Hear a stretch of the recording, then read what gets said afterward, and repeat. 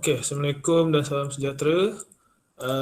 Bersyukur kita pada hari ini telah diberi peluang untuk menyertai program Read the Book, Start the Talk, anjuran Puan dan Mitasa. Kerana kita pada hari ini adalah Puan Farah Suraya yang akan berkongsi ilmu dari buku beliau yang bertajuk Screaming Free Parenting. Untuk makluman semua, saya Haikal Mustafa mengganti moderator asal pada minggu ini sepatutnya Puan Azidah. Tapi Puan Azidah ada urusan kecemasan di HSI, jadi kita doakanlah agar urusan dia dimudahkan. Sebelum saya memberi laluan kepada panel kita pada hari ini, izinkan saya memperkenalkan Puan Farah Suraya secara ringkas. Okey, jadi Puan Farah ni telah berkhidmat di Fakulti Sains Komputer dan Matematik di UiTM Segamat. Sudah hampir 10 tahun berkhidmat dengan UiTM. Beliau sudah berkahwin dan mempunyai 3 cahaya mata, lahir di Segamat dan membesar di Muar. Beliau telah mengambil sarjana muda pada tahun 2006 dan sarjana iaitu master pada tahun 2009 di UTM Skudai. Jadi tanpa melengahkan masa, saya mempersilakan Puan Farah untuk berkongsi ilmu beliau mengenai buku Screaming Free Parenting dengan semua. Dengan itu saya persilakan.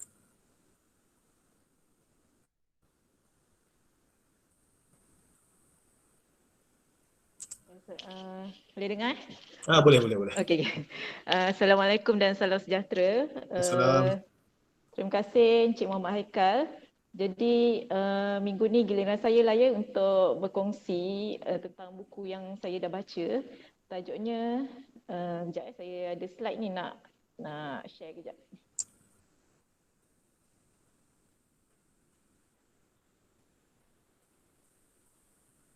Okey, boleh nampak slide ni tak? Boleh. Okey. So inilah buku yang saya dah baca, tajuknya Screaming Free Parenting. Tajuknya je yang bahasa Inggeris tapi konten dalam buku ni semua ditulis dalam bahasa Melayu lah. Saya beli di online bookstore, harganya RM13 saja. Apa yang membuatkan saya beli buku ni? Okay, pertama sekali, saya memang adalah seorang peminat buku-buku bacaan bergenre motivasi lah.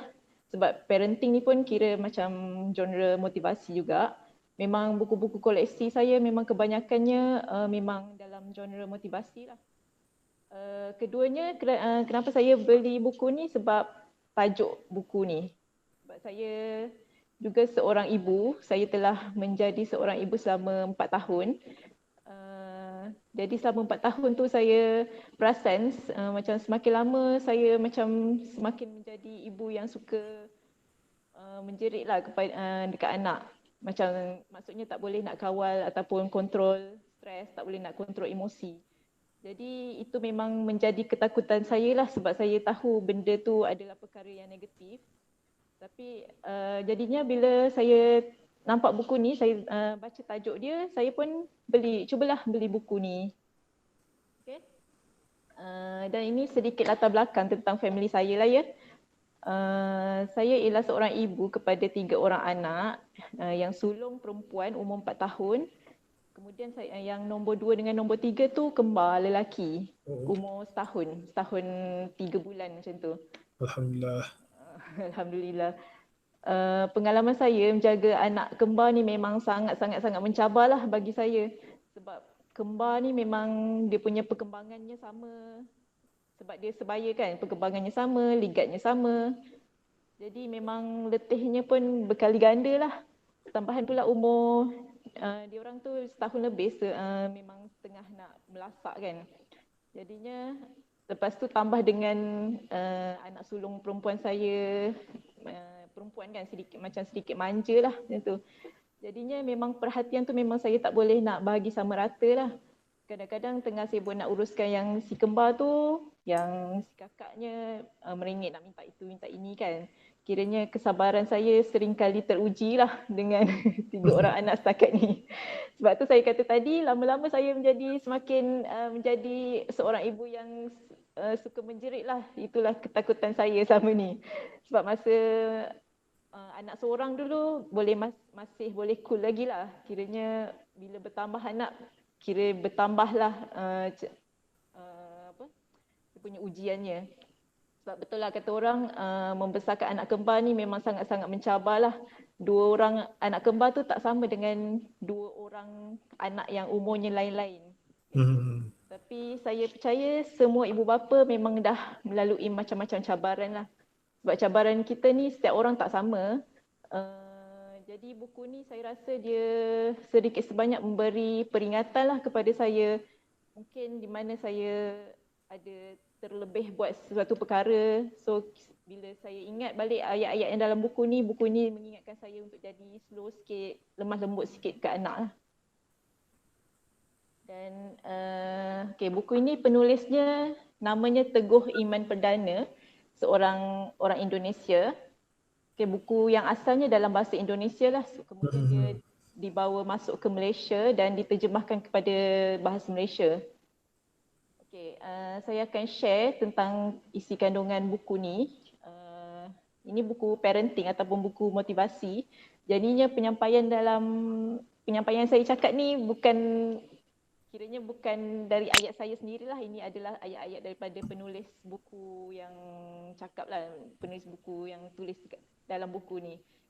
Sebab nanti nampak macam saya macam pakai motivasi pula kan, tak naklah macam tu. Okay. So, dalam chapter pertama dekat dalam buku ni dia terangkan tentang peranan menjadi ibu bapa. Sebab kita semua percaya, semua ibu bapa memang sangat sayang dekat anak lah dengan sepenuh hati.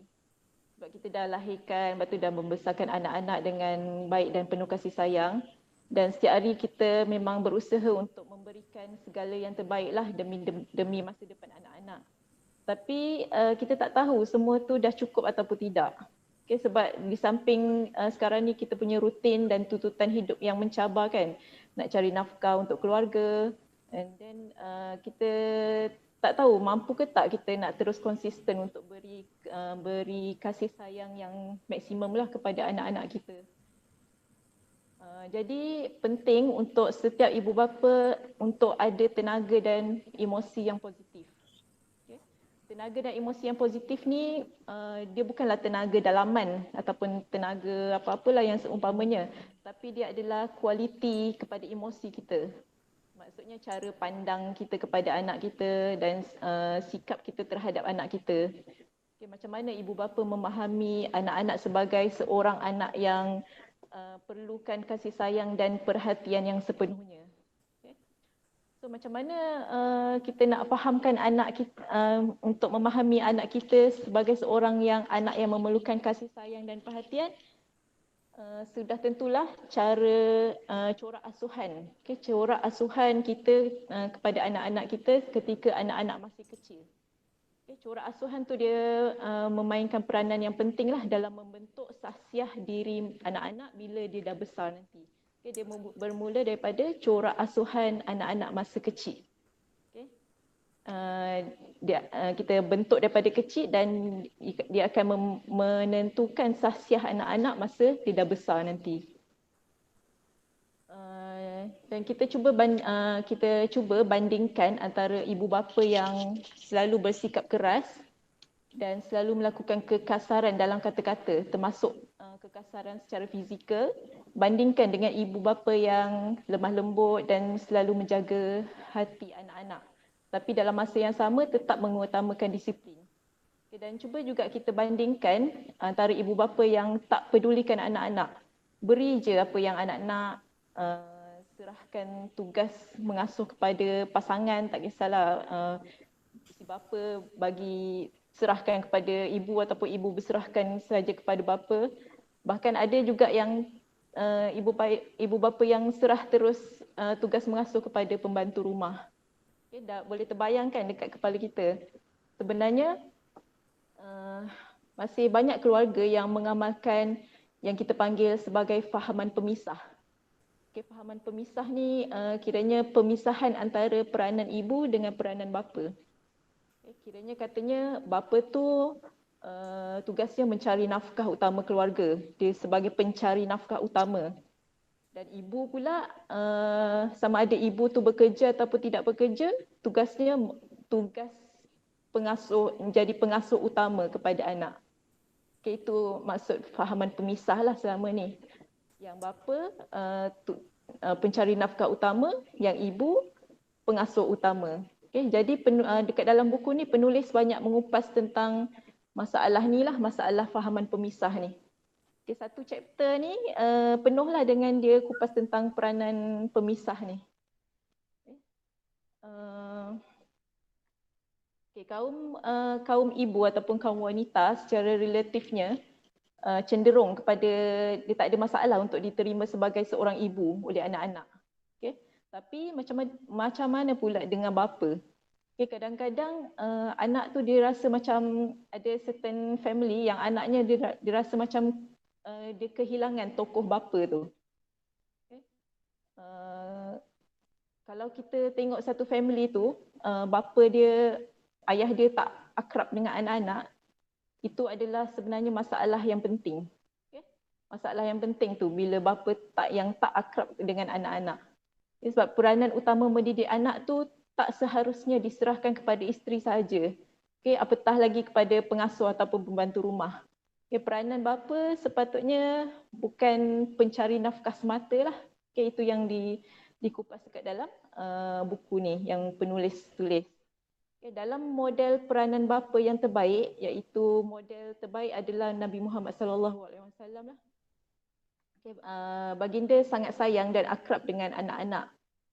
Baginda pun dia memang biasa bermain dengan kanak-kanak dan ada ramai sahabat yang di kalangan kanak-kanak. Okay, ini adalah bukti tentang amalan dan teladan yang Nabi buat sebagai ibu bapa yang menyeronokkan. Okay, penulis buku ni kata dia tak pernah lagi jumpa mana-mana kajian khusus untuk kaum lelaki tentang cara-cara menjadi bapa yang menyeronokkan. Tak ada lagi orang buat kajian tentang tu. Macam mana nak jadi bapa yang menyeronokkan. Sebab dalam banyak-banyak kursus rumah tangga, penekanan banyak diberikan kepada peranan ibu dalam mendidik anak, mengurus rumah tangga dan mengurus suami.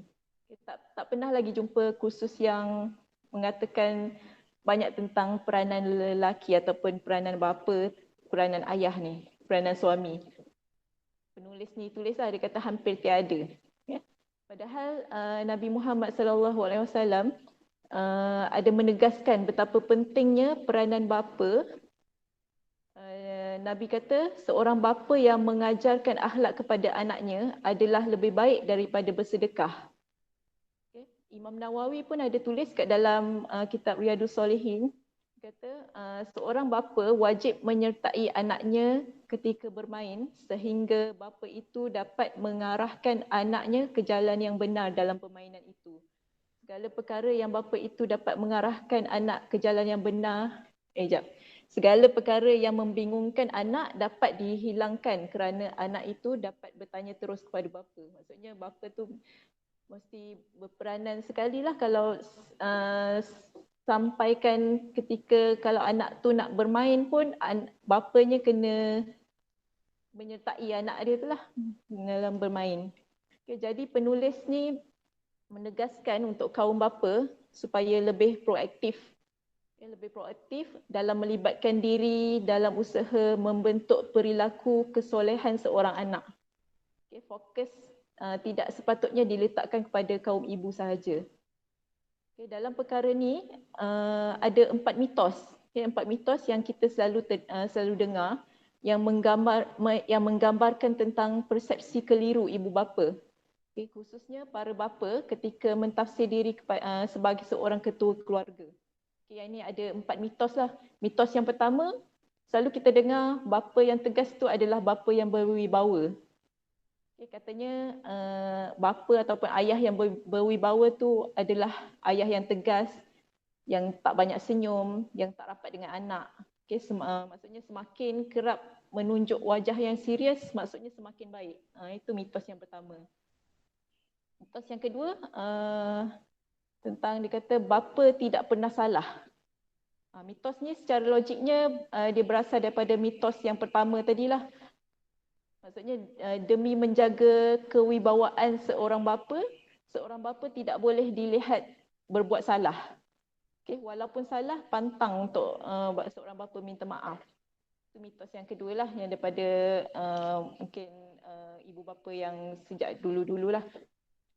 Okay, mitos yang ketiga, tempat bapa bukan di rumah. Okay, itu membawa maksud menghabiskan masa di rumah dianggap sebagai perkara yang kurang berharga.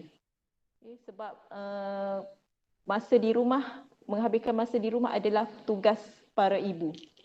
Okey, itu mitos yang ketiga. Dan mitos yang keempat, pantang seorang bapa menangis. Okay.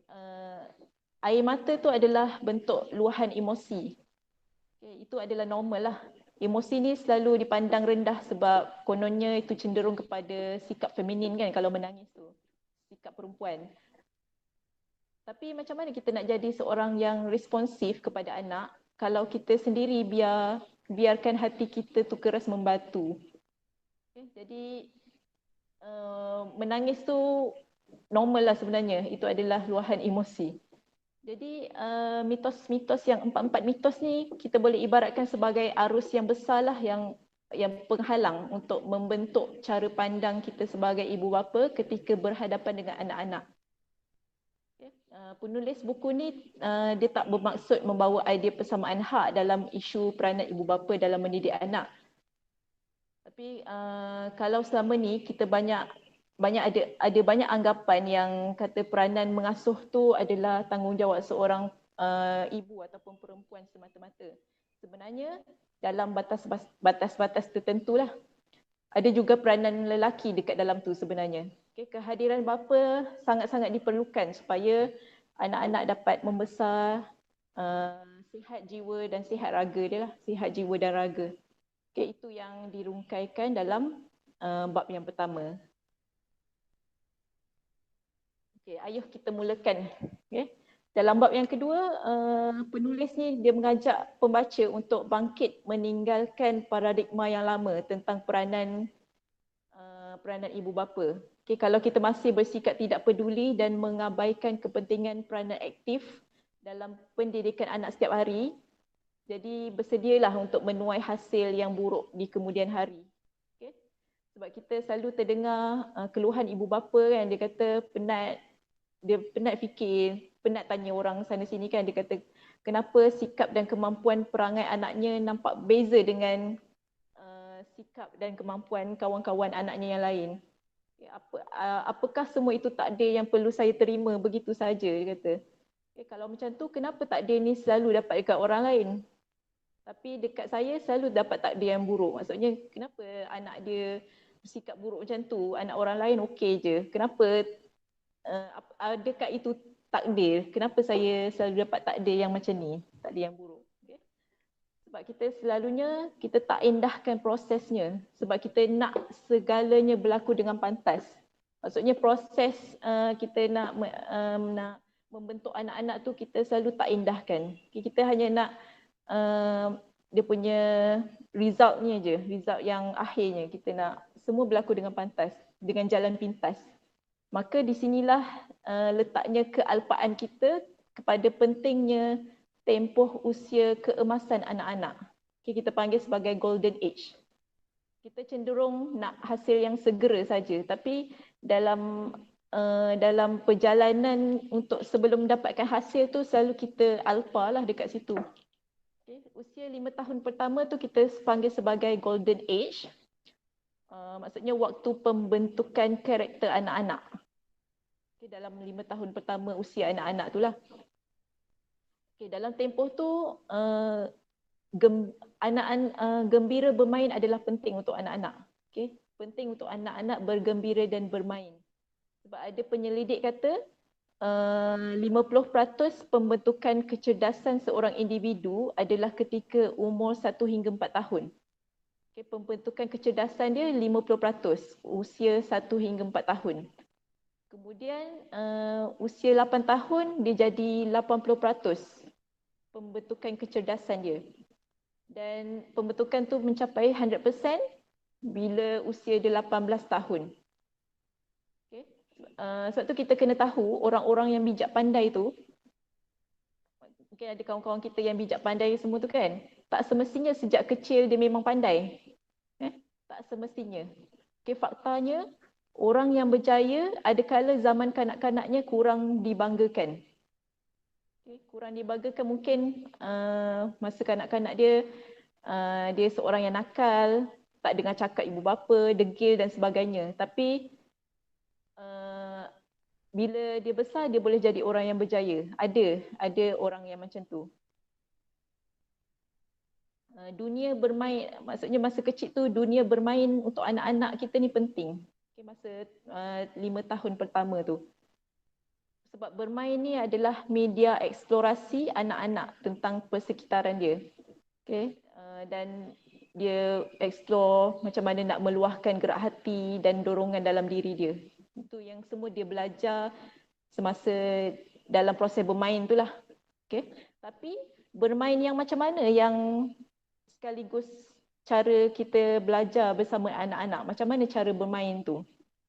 Okay, contohnya lah, ada seorang kawan ni, dia selalulah bawa anak dia yang masih belajar ni kepada jalan-jalan pergi pasar raya. Sekarang tak boleh keluar kan sebab PKP.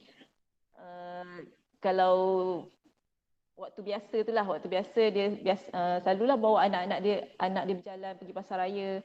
Setiap kali jalan-jalan tu, dia pilih barang yang nak beli. Lepas tu dia perkenalkan sekali lah dekat anaknya macam-macam jenis buah, sayur. Dia perkenalkan ini sayur apa, ini buah apa dan barang-barang yang lain jugalah.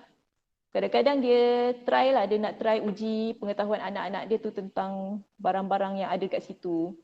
Kalau anak-anak dia jawab betul, dia terus puji anak dia lah depan orang ramai. Puji depan orang ramai. Dan anak-anak dia pun dia galakkan untuk bertanya kepada orang lain lah masa tengah berbelanja tu.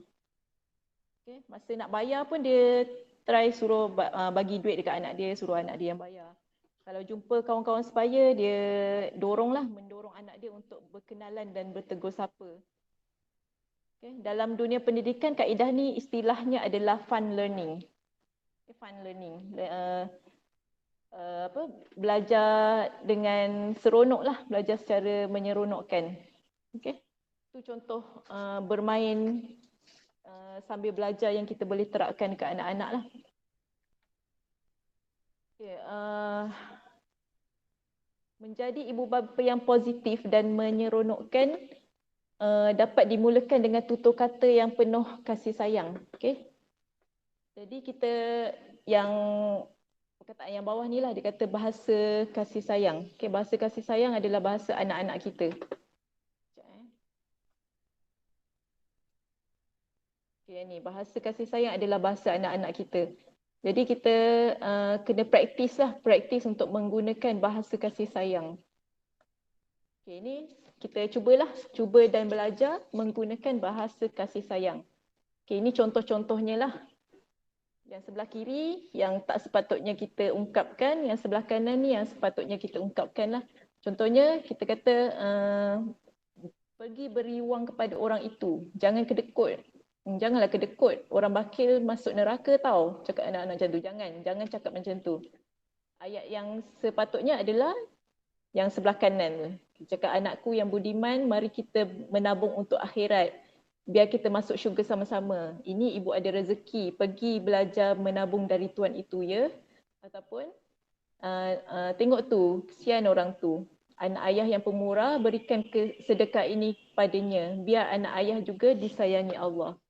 Okay, itu kira ayat yang berlembut sikit lah kita panggil sebagai bahasa kasih sayang. Okay, ini contoh lagi satu. Pergi solat. Kalau tak solat nanti masuk neraka. Okay, sepatutnya kita ungkapkan ini suggestion je lah. Suggestionnya adalah mari anak yang soleh, mari kita solat. Biar Allah bertambah sayang.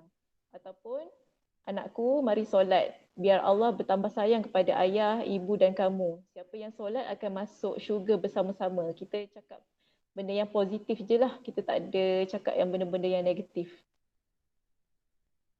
Okay, ataupun yang ni. Okay. Nak suruh pungut sampah kan. Pungut sampah tu. Pengotor betul kamu ni. Tak nak cakap macam tu lah. Cakap kalau boleh ayat yang melegakan hati anak lah. Contohnya macam, wahai anak ibu, ayah yang bijak, pembersih, kalau tak buang sampah rata-rata, Allah mesti suka.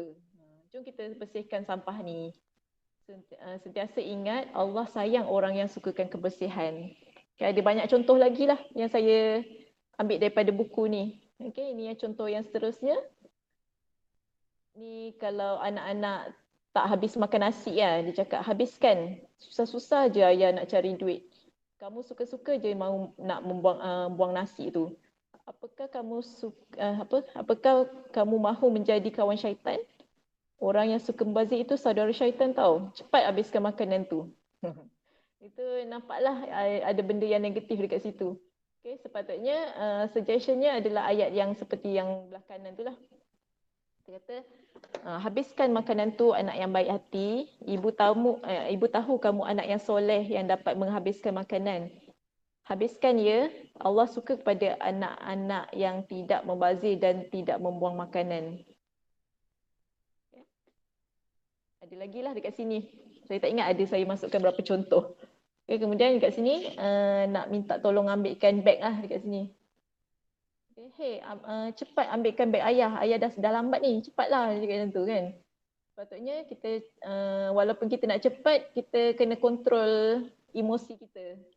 Okay, cakap dengan walaupun kita nak cepat, kita cakap dengan lemah lembut jugalah. Masih dalam intonasi yang lemah lembut. Okay, hai anak ayah yang baik, boleh tolong ambilkan beg ayah macam tu. Okay. Ini ada lagi satu contoh bila anak tengah buat latihan matematik. Okay. Ibu tak mau tahu, apa yang penting kamu mesti tahu bagaimana nak menyelesaikan masalah matematik tu. Sepatutnya ibu tahu subjek matematik ni sukar bagi kamu. Ibu dahulu pun seperti kamu juga.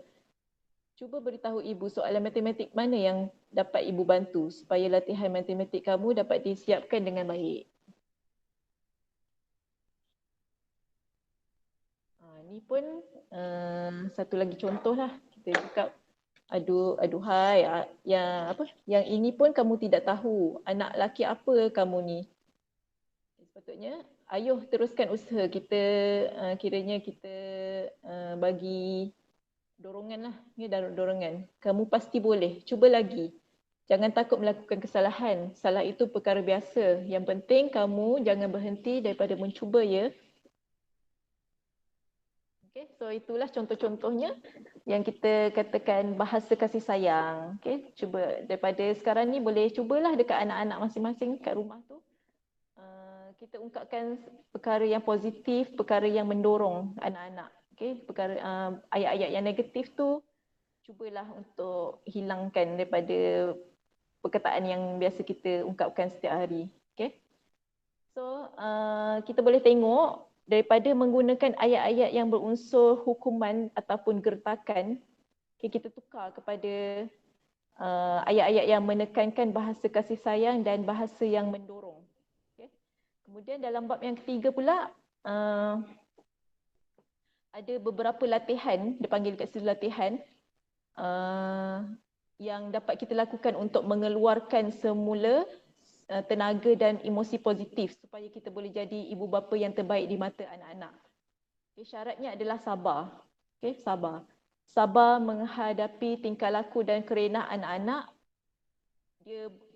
Sabar tu bukan perkara yang mudah untuk menghadapi tingkah laku dan kerenah anak-anak.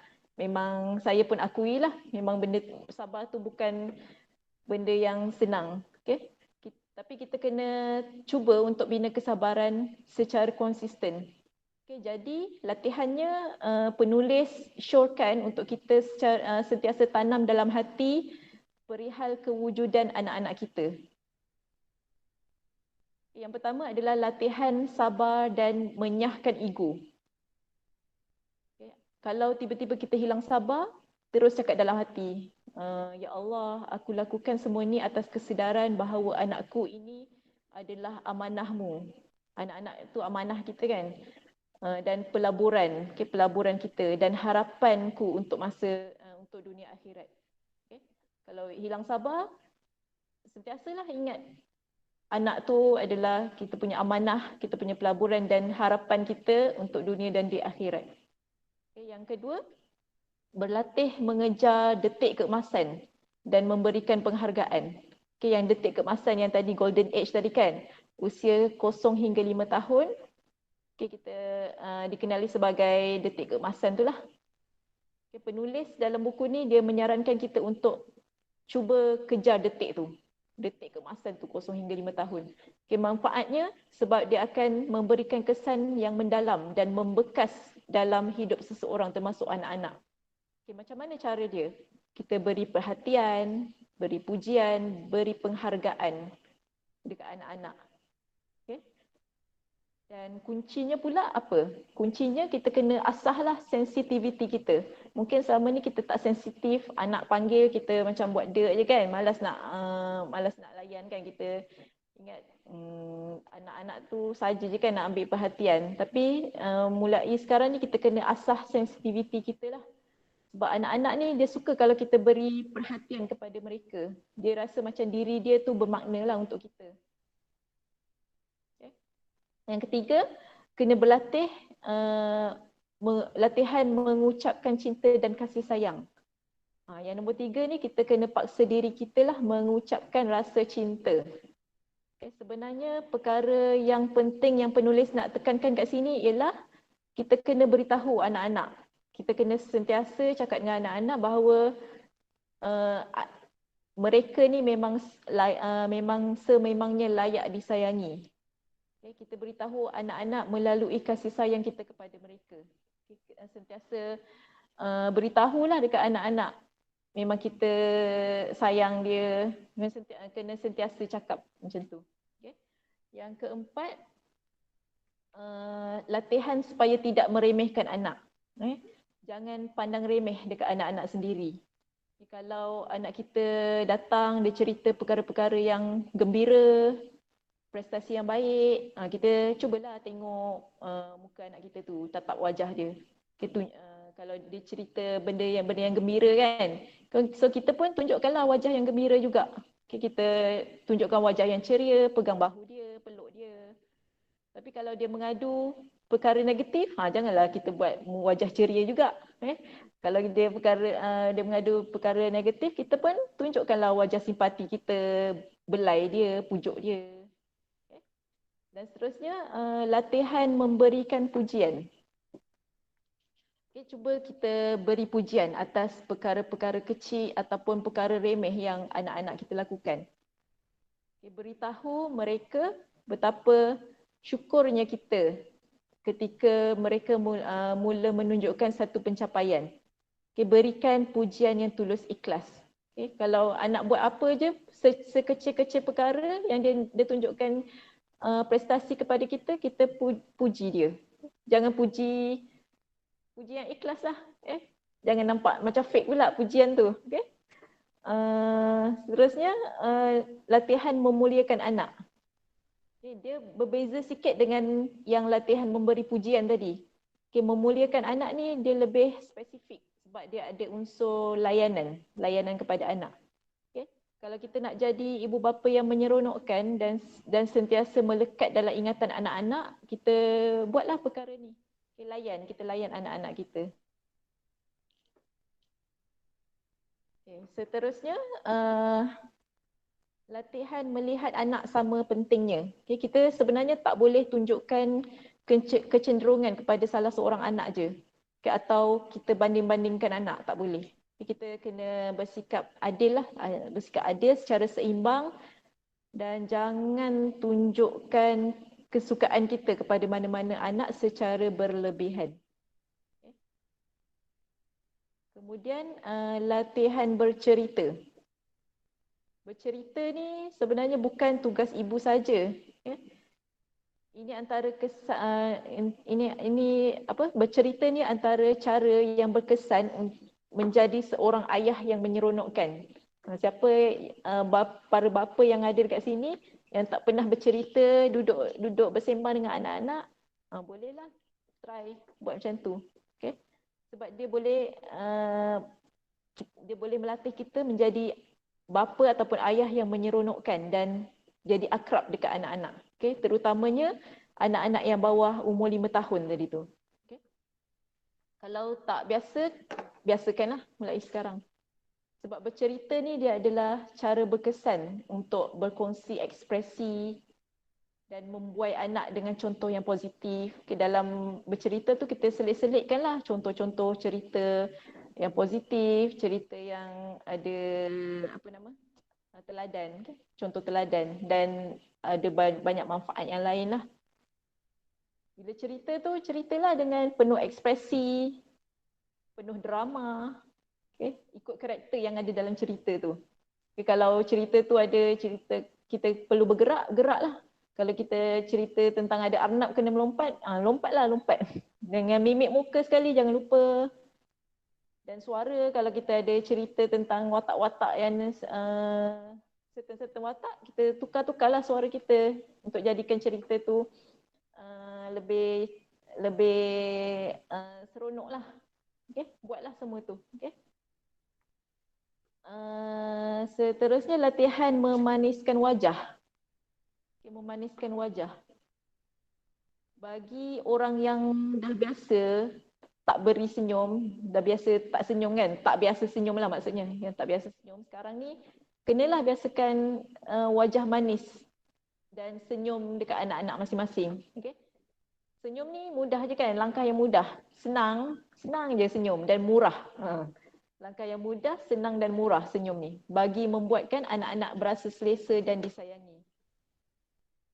Okay, senyum ni kita cubalah lakukan sedaya kita walaupun keadaan apa keadaan sekalipun lah. Semasa kita tengah stres ke, tengah balik kerja penat, walaupun penat, tengah stres, cuba senyum juga untuk anak-anak. Tunjukkan muka yang manis lah kepada anak-anak. Okay. Latihan meminta maaf. Okay, meminta maaf ni perkara yang agak berat lah untuk dilakukan. Sebab kita ibu bapa bukan tak pernah buat salah kan? Bukan tak pernah buat salah, betul lah. Bukan tak pernah buat salah. Okay, kita kena mula berlatih meminta maaf atas perkara yang mungkin dulu-dulu kan pernah melukakan hati anak kita ke. Okay. Mungkin dulu kita pernah marah bila anak kita ganggu kita pernah marah dia. Okay, dengan buat macam ni, buat latihan meminta maaf ni, sedikit sebanyak kita akan nanti lama-lama dia akan jadi lebih mudah untuk kita tegur kesalahan anak kita.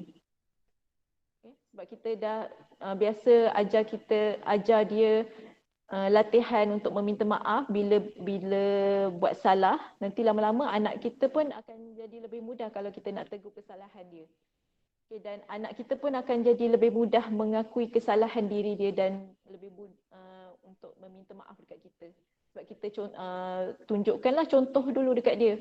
Barulah anak-anak akan ikut.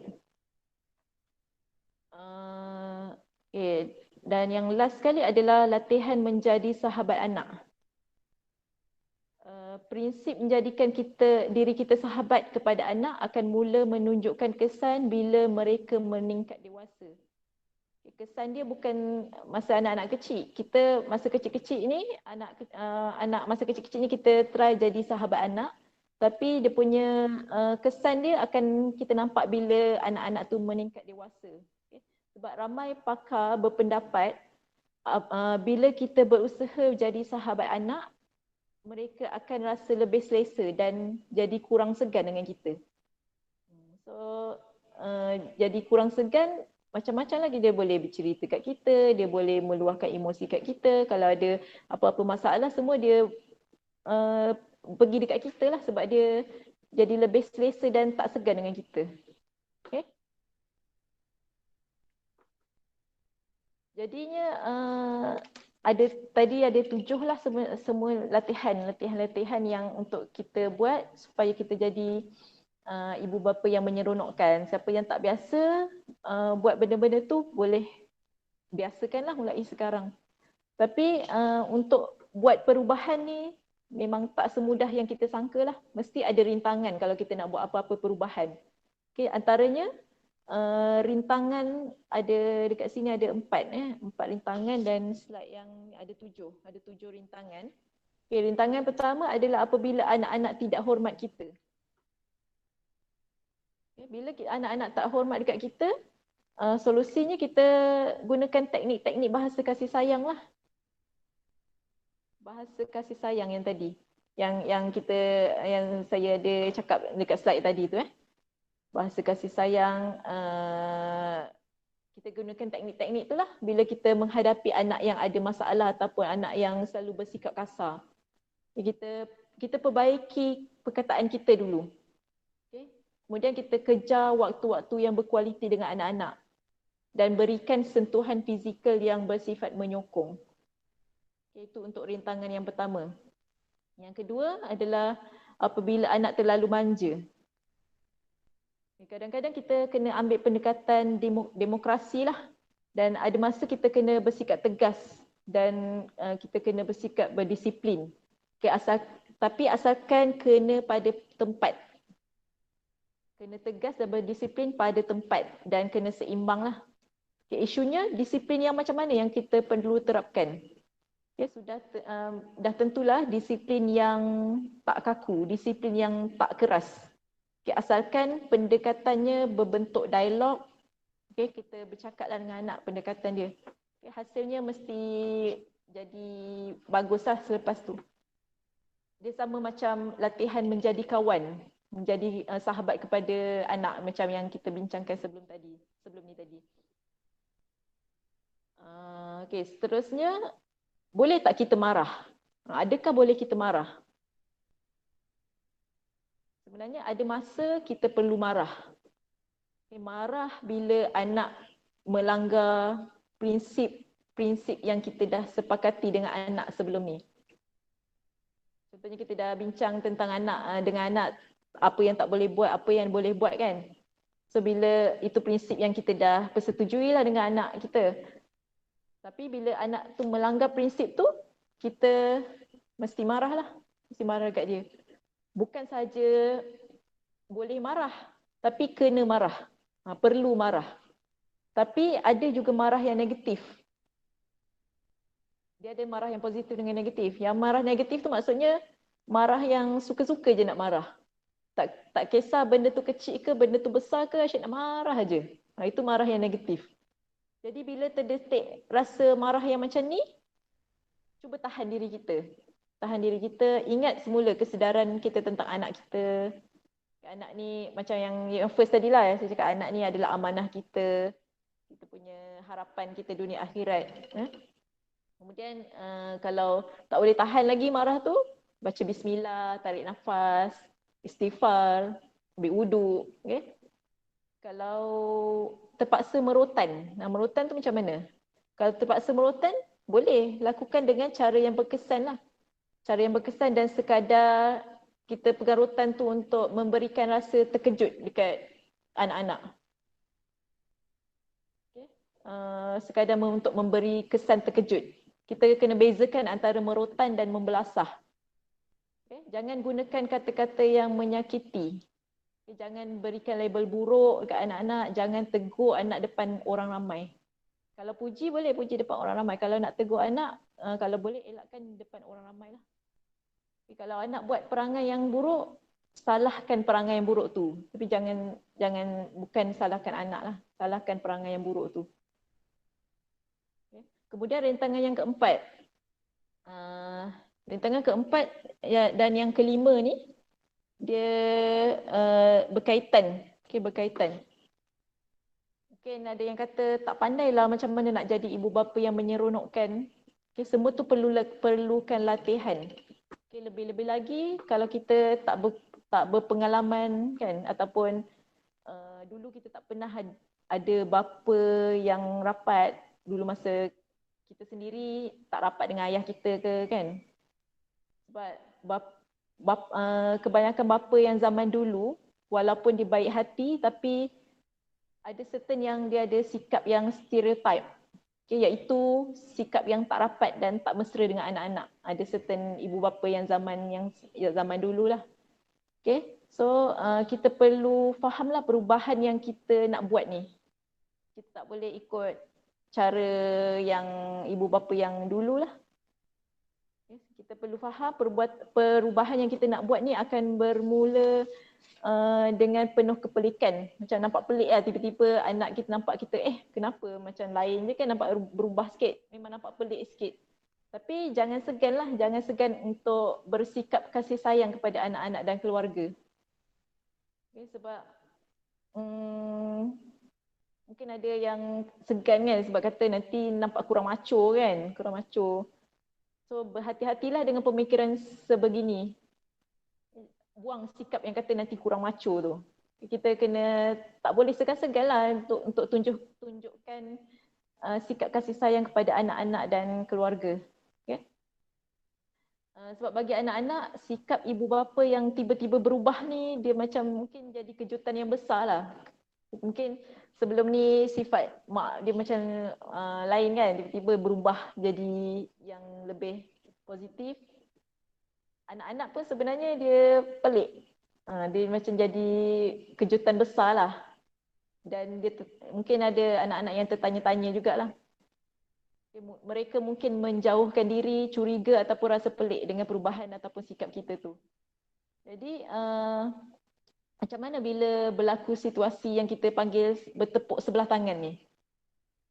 Ya, ada tips lah, ada tips yang kita boleh cuba bila berlaku situasi yang bertepuk sebelah tangan ni lah. Maksudnya macam kita nak berubah secara positif, nak tunjukkan kasih sayang ke anak-anak, macam anak-anak tu macam pelik.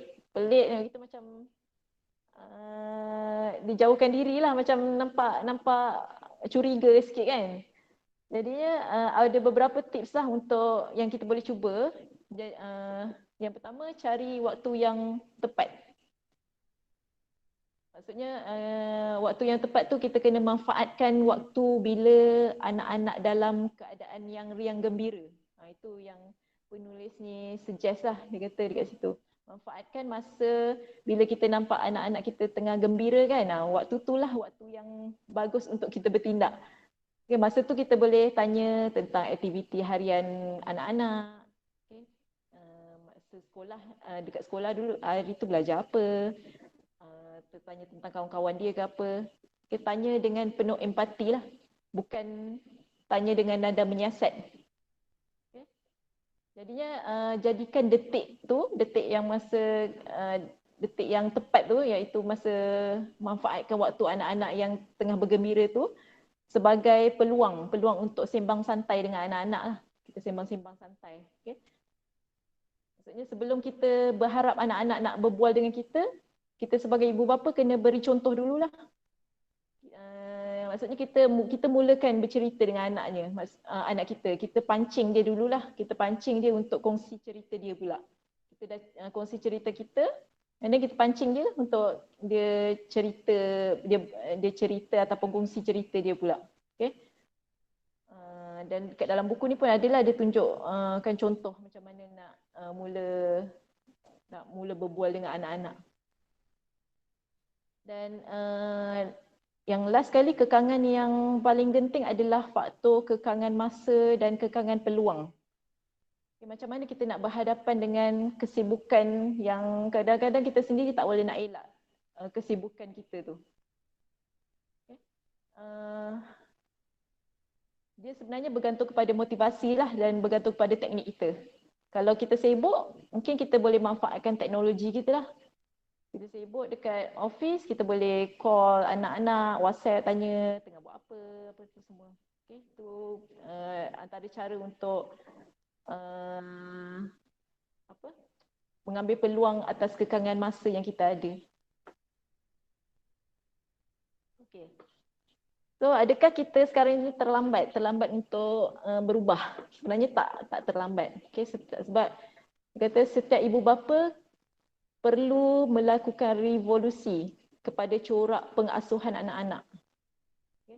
Peranan tradisional yang kita bincangkan mula-mula tadi kan, yang tentang bapa tu tugas utama dia cari nafkah, ibu tu tak sama ada ibu tu bekerja ataupun tidak, tugas utama dia mendidik anak-anak. Itu peranan tradisionalnya lah.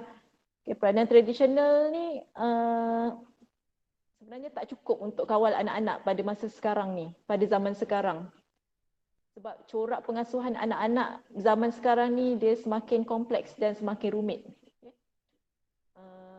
Kalau kita menjerit-jerit, kita menempik kan, ataupun cara asuhan yang keras untuk zaman sekarang ni tak dapat menjinakkan hati anak-anak selama-lamanya. Mungkin kalau kita menjerit ke apa, anak-anak takut kan. Tapi takut tu mungkin dalam masa yang sekejap je, tapi bukan selama-lamanya dia boleh berubah jadi baik. Maksudnya dia kata cara asuhan yang keras tu dia tak boleh menjinakkan hati anak-anak selama-lamanya katanya. Dekat dalam buku ni lah dia tulis. Contohnya macam air yang menitis ke atas batu tu kan. Air menitis atas batu boleh ada kesan yang berlubang kat atas batu tu. Boleh ada kesan berlubang tanpa perlu kita pecahkan batu tu. Okay. Kalau kita pukul batu yang keras tu dengan kuat, mungkin batu tu dia akan jadi retak lah. Retak, pecah, berkecai. Maksudnya sebenarnya kita boleh tunjukkan corak asuhan yang lembut lah. Macam air yang menitis atas batu. Okay. Tak perlu pukul batu tu sampai dia pecah. Air yang menitis atas batu sikit-sikit tu pun dia boleh melekupkan batu tu jugalah nanti. Okay. Jadi untuk menjadi ibu bapa yang menyeronokkan ni tak bermaksud kita kena jadi macam malaikat lah. Okay. Kita kena buat perubahan ikut kemampuan kita. Sebab semua tu perlukan proses dan latihan. Latihan lah, macam ada latihan yang ada 7 latihan tadi kan. Okay, setiap hari lah kita try buat satu sikit-sikit proses dan latihan tu mesti ada lah setiap hari. Okay, sebab bila anak-anak membesar dengan masa yang bila anak-anak kita membesar dengan masa depan yang cerah hasil dengan didikan yang baik, so itu dia akan jadi satu bonus lah untuk setiap ibu bapa. Okay. Sebab nanti anak-anak lama kelamaan nanti dia akan ada keluarga sendiri juga kan. Jadi mereka akan lakukan perkara yang samalah dekat anak-anak dia nanti. Jadi demi masa depan yang cerah dan baik untuk anak-anak, kita kena jauhkan dia daripada anasir buruk dan sentiasa bersikap waras dan tenanglah dalam menjalani peranan sebagai ibu bapa. Okay, jangan sesekali membiarkan diri dikuasai emosi negatif yang tidak terkawal. Itu adalah pesanan untuk diri saya jugalah. Okay? Yang emosi itulah yang pertama sekali yang kita kena kawal. Okay. So itu 4 recap tentang buku ni. Okay. Jadi itu je kot rasanya. Itu saja perkongsian saya terhadap apa-apa isu yang dikupas dan teknik-teknik dan apa-apa perkara lah yang ditulis dalam buku ni oleh penulis.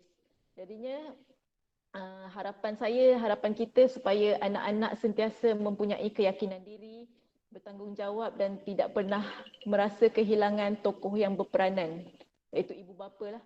Dan ibu bapa tidak perlu risau anak-anak akan melupakan mereka apabila anak-anak sudah berdikari ataupun dewasa. Sebaliknya mereka akan menempatkan ibu bapa sebagai sebahagian kehidupan yang perlu dilindungi dan disayangi. Okey, itu sahaja daripada saya. Terima kasih. Terima kasih Puan Farah. Jadi saya buka kepada peserta, siapa-siapa yang nak bertanya soalan pada Puan Farah dipersilakan. Jadi kalau nak bagi start lah, jadi saya tanya dulu lah. Saya sebagai seorang bapa memang saya terkesan lah bila saya dengar perkongsian daripada Puan Farah ni. Saya terkesan lah sebab saya rasa mungkin sebab kita punya budaya kita yang memang melebihkan kaum ibu daripada bapa lah kan, lebih-lebih daripada segi membentuk anak ni biasanya mak lah. Jadi saya terkesan lah, saya alhamdulillah bersyukur dapat dengar perkongsian daripada Puan Farah. Jadi soalan saya ni soalan yang membelenggu saya sampai sekarang walaupun dah ada 2 anak. Saya nak tanya Puan Farah, saya nak justify kenapa saya tak terlalu bersemangat ataupun terlalu beria nak membentuk anak ni, sebab saya fikir zaman bapa saya dengan mak saya macam tu. Macam paradigm lama lah, perubahan paradigm lah. Jadi tapi saya fikir macam tu lah, mak bapak saya yang lebih bentuk ni mak saya, bapak saya tu macam tu lah, kadang bagi nasihat-nasihat macam tu. Tapi saya alhamdulillah saya dan adik-adik saya menjadi manusia lah, berjaya lah, kita orang berjaya lah. Jadi saya berfikir macam tu. Jadi saya terbawa cara mak bapak saya bila saya jadi parent sendiri. Jadi lepas saya dengar Puan Farah punya perkongsian ni, macam mana saya nak yakinkan diri saya sendiri dan kawan-kawan lah, especially kawan-kawan bapa ni, yang kita orang punya approach ni tak boleh pakai pada zaman sekarang. Apa yang membezakan dengan zaman dulu? Pandangan Puan Farah lah. Pendapat saya je lah. Kan? Ya, betul. Macam biasa kita dengar kan orang cakap kalau anak balik asrama kan mak selalu pesan itu ini kan. Kena makan on time, kena bangun awal. Macam-macam lah apa yang dia pesan. Lepas tu yang bapaknya pula pesan dengar cakap mak. Betul. Ada satu je. Dia cakap mak. Lala dia cakap dengar cakap mak. Macam tu je. So macam Cik Haikal cakap lah, itu macam dalam buku ni pun dia kata itu paradigma lama lah yang bapa tu peranannya kurang daripada peranan ibu. Tapi mungkin Cik Haikal tengok semua anak-anak semua menjadi kan. Tapi mungkin dah kurang relevan lah untuk zaman sekarang, sebab zaman sekarang ni lebih mencabar. Sebab dia banyak anasi-anasi luar lagi kan, dengan kawan-kawan dan persekitaran yang lagi macam-macam sekarang ni. Jadinya kita, Encik Aikal anak dah besar ke kecil lagi? Kecil lagi, yang paling tua 5 tahun. Sama dengan lebih kurang sama dengan Puan Farah lah. Kita macam saya dengan suami saya pun daripada awal memang dah sepakat lah, daripada masa anak-anak dah lahir, baru lahir memang dah sepakat lah yang kita bagi memang dah bagi tugasan. Tugas ni untuk orang ni, tugas ni untuk orang ni. Memang tak ada yang lebih lah. Memang semua sama-sama. Kalau contohnya anak-anak tidur, tidur tu tugas ayah, sebelum tidur ayah kena bercerita, kena bagi tugas macam tu lah. Memang anak saya yang 4 tahun tu setiap kali nak tidur dia minta ayah ceritakan. Tu bagus tu, saya insyaAllah nak cuba lah tu, saya nak cuba tu. Sebab saya pun ada terbaca kat banyak kajian yang mengatakan anak tu lebih pandai lah, dan cakap lebih pandai bila kita sebagai, especially bapa, bila bapa selalu bercerita book time story. Jadi saya memang nak praktis lah. Alhamdulillah bila saya dengar ceramah daripada Puan Farah ni, saya makin bersemangat lah nak praktis tu. InsyaAllah. Mungkin masa anak kecil-kecil umur 1 tahun 2 tahun kan dia lebih rapat dengan mak kan, mungkin sebab dia menyusu dengan mak, memang sentiasa dengan mak kan. Jadinya bila dia dah tak ada proses macam tu lagi, tak ada dengan banyak dengan mak, bapak pula lah yang ambil peranan tu. Okay, Alhamdulillah. Tapi ni satu lagi saya minta maaf lah pada semua. Saya nak tanya lah sebab saya ala-ala kita berkongsi lah lebih-lebih pada parent-parent yang baru, yang muda-muda ni, yang parent new parents lah. Saya nak tanya, boleh tak Puan Farah tolong saya? Saya pernah ditanya oleh anak saya, Allah tu kat mana? Saya tak tahu cakap macam mana. Saya pun pernah tengok ada orang kongsi dekat Facebook cara nak jawab pertanyaan macam tu. Saya pun nak kena cari jugalah benda tu. Mungkin boleh tanya-tanya orang yang lebih berpengalaman, sebab anak saya setakat ni tak pernah lagi tanya soalan macam tu. Okey, jadi saya bukalah kepada kepada yang lain. Dr. Syamsatinahan nak tambah? Saya nak tanya sedikit lah kan. Kita kan sekarang ni tak boleh, kawan-kawan tak boleh datang rumah. Jadi kalau pengalaman yang dulu-dulu, bila kawan-kawan datang rumah, especially bila raya kan, dia bawa anak-anaknya boleh tahan nakal, dan kadang-kadang dia lari-lari, lompat-lompat. Adakah ibu ataupun ayah bila lihat anaknya macam tu, dia perlu tegur depan kita ataupun dia diamkan saja? Jadi macam kita tuan rumah pun, kita pun macam, geramnya budak ni, mak bapak ni diam ni kan, macam tu.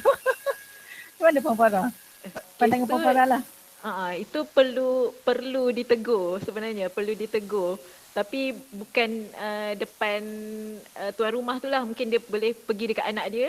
Pergi kat anak dia, cakap perlahan lah dengan anak dia. Jangan buat macam tu. Tapi biasanya kan budak-budak tengah main, dia tak peduli.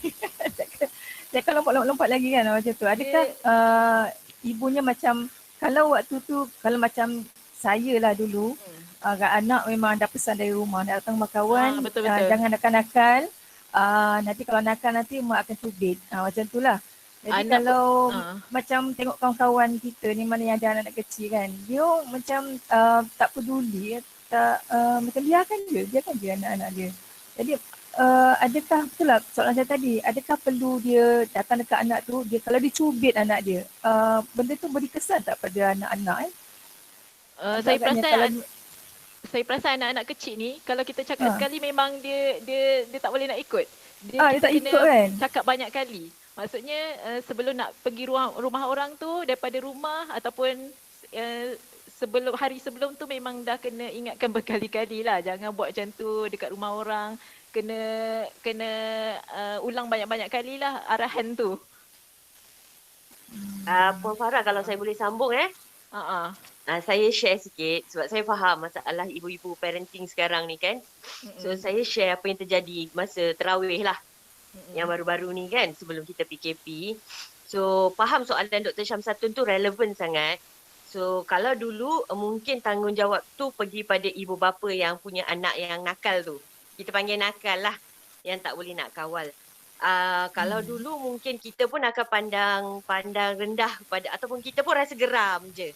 Tapi saya ambil pendekatan sekarang ni, saya ambil pendekatan parenting coach kita, Cik Zaid. Dia kata instead of kita bercakap dengan mak bapak pada budak tu, those were the days kita mungkin akan cakap dengan mak bapak tu, anak kau tu nakal sangat, something like that. Tapi apa kata kita pergi jumpa budak-budak tu, buat kawan dengan dia. Contohnya yang saya buat lah, saya praktis lah. Budak-budak nakal bercakap dekat terawih kan, kita boleh dengar dia tengah berbisnes kat belakang, membawang kat belakang. Boleh janji dengan aunty tak? Sekejap je kita habis 8 rakaat, lepas tu kita boleh main sama-sama. Sabar sikit je. Setiap kali habis 2 rakaat, apa yang saya buat ialah saya minta lah supaya rakan-rakan lain yang ada orang kata anak-anak kecil ni kan, setiap kali habis 2 rakaat, maknanya saya acknowledge macam Puan Farah cakap tadi, bagi pujian. Hebatlah. Hebatlah anak-anak cik ni. Memang korang diam. Percayalah. Macam ni lah. Jadi alhamdulillah sampai setiap kali yang saya ada terawih kat surau tu, dia orang tengok muka saya pun dah segan. Hakikatnya buat pengetahuan semuanya, saya tak garang pun masa tu sebenarnya saya memang garang. Tapi sebab dengan budak, kita tak boleh buat taktik macam tu. Dan ibu bapa dia orang pun malulah. Sebab they cannot control the kids. But kita kena tunjuk. Itu contoh lah. Saya boleh share kalau siapa yang nak ni, kita cubalah. Bagus doktor. Okey, Puan Farah, ni ada soalan dekat chat. Dia tanya sini, daripada Encik Syahril. Boleh tak sebab anak di kaki apabila anak telah melanggar prinsip yang telah ditetapkan between a dad and his son? Maksudnya menghukum. Bolehkah kita macam tadi Puan Farah cakap, kita dah buat perjanjian dengan anak. Tapi anak tu macam tadi lah contohnya kita bagi beritahu anak ni jangan main dalam longkang. Tapi dia main longkang juga. Lepas tu sebagai parent, is it okay kalau kita macam menghukum rotan kaki dia kan ada batas dia kan. Kalau rotan di kaki tu okay? Kita boleh menghukum dia sebab dia bila kita dah berjanji dengan apa-apa dengan anak kan, kita buat apa-apa perjanjian ke ataupun apa-apa batasan ke, bila anak dah melanggar apa yang kita dah persetujui tu, kita boleh menghukum dia lah dengan batasan-batasan tertentu macam yang disarankan oleh Rasulullah tu lah. Betul. Merontan bawah yang bahagian bawah kan. Okay. Jadi kepada yang ni rakan-rakan lain ada lagi soalan? Kalau ada apa-apa nak dikongsi macam Dr. Tahira Bibi tadi kan, saya pun suka sebenarnya dengar pengalaman orang yang lebih berpengalaman daripada saya lah, yang ada anak-anak yang dah besar, anak-anak yang remaja ke apa. Saya memang sukalah dengar cerita-cerita yang macam tu. Betul. Kita yang parents ni memang patut ada perkongsian lah. Sebab kita belum sampai kepada tahap macam tu lagi kan. Sebab anak saya pun baru umur 4 tahun. So saya tak tahu nanti akan datang nanti macam mana pula cabaran saya. Mungkin ada yang boleh nak berkongsi cerita lagi ke? Itulah saya rasa mungkinlah Puani atau Mitasa boleh buat ni dah nampak baguslah bila ada sesi perkongsian. Mungkin kita boleh buat sesi perkongsian berlainan lah untuk membantu pesyarah-pesyarah yang parents lah kan, dan juga parents-parents lain lah. Kita berkongsi idea macam mana, sebab macam tadilah macam Puan Farah cakap, mungkin zaman sekarang ni dengan akses kepada internet, anasi-anasi yang banyak, jadi memang cabaran kepada kita parents lah. Memang kita tak boleh follow cara rentak orang tua kita, sebab tu diorang di zaman yang lain.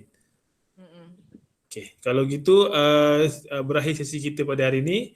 Saya sebagai moderator dan juga penganjur mengucapkan terima kasih kepada rakan-rakan yang sudi hadir pada sesi kita kali ini. InsyaAllah kita akan buat lagi pada minggu depan. Dengan itu kita tutup dengan surah Wal-As dan tasbih kifarah. Bismillahirrahmanirrahim.